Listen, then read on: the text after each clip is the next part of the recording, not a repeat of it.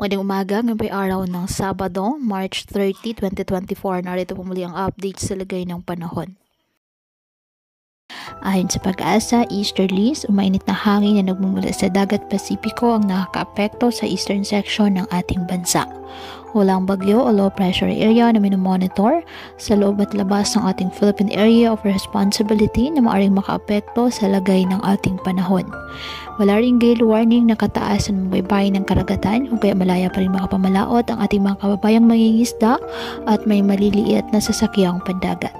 Ngayong araw, ang Metro Manila at nalalabing bahagi ng bansa, asahan ng bahagyang maulap hanggang sa maulap na halangitan with isolated rain showers or thunderstorms dahil po sa easterlies at ng mga localized thunderstorms.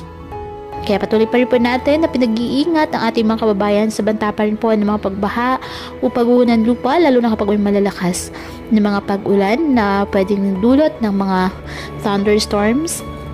At ugaliin po na magdala palagi ng payong o kahit anumang panangga sa ulan o di kayo nang po sa init ng araw kapag lalabas ng ating mga tahanan. At yan po muna ang update sa lagay ng panahon ngayong araw. Muli patuloy po tayo na mag-ingat at palaging tandaan, God loves you. Stay safe.